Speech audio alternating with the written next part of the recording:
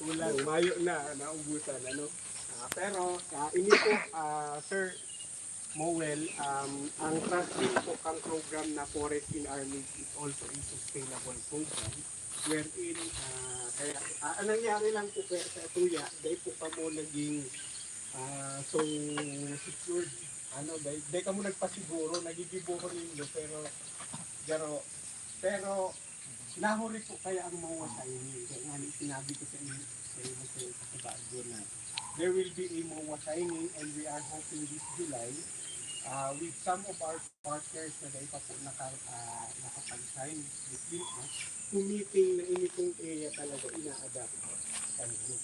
So, aram ko po din na maugmaan mo na makarami din yan. Kasi inituahan sa injury visit na inyo is an aspect voluntarily means in yourself na you are trying to adapt. Ayan guys, may bunga na tong ano oh. Mulberry ba to? Tama. Tama ba ako? Ayan oh. Yun, mulberry. O, diba? Yan oh. Ito yung mga unang ano, tinanim. Yes. Mulberry guys, mulberry.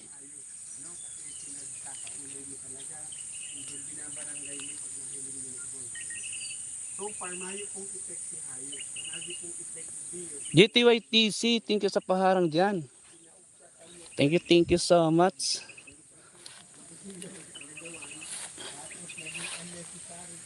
Yan, mulberry oh.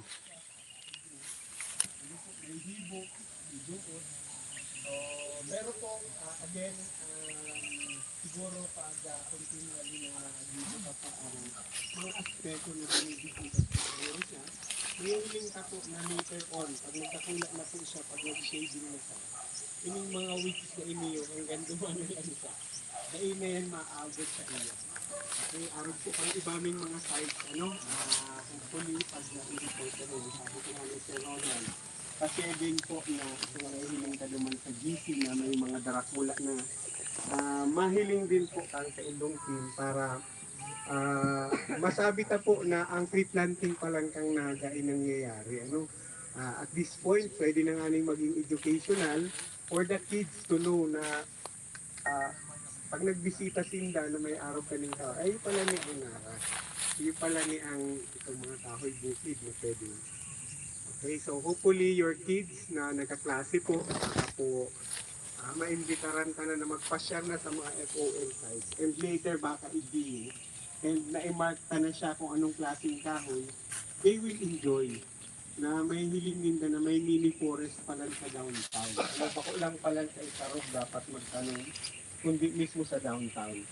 Kaya saro po sa resources na kamuyang tinarget, bako lang po si mga open spaces na available. Kung habo man ang subdivision na kaling kahoy, so dahil kami nag-series. Pero ini pong easement, mga balance areas na pwedeng gamiton. Kasi sabi po kaya, ang easement areas po kaya is a government area na kung igwa po siyang naisip na magayon na pwede na makakatabang sa lugar, pwede niyang gamiton. Kaya dyan po nagkaintindihan si Abide sa city government. So at this point, Sir Mowel, thank you very much po for leading your office and for leading the South Luzon to do this deliberate greening, not only in your heart, but in your company, na maging trust ninyo na mag-develop o mag-adapt din sa wrong area, lalong-lalo na sa negative. Thank you very much. Salamat po, Engineer. Ini po ay complete, gusto po din. Maski may requirement ng company ng isuso na dapat po ito. Annually po, kung pera po ang mabenta ng sasakyan, iuman ang tatarumi. Alright. Pag 200 units yan, 200 pa lang tatarumi. Alright.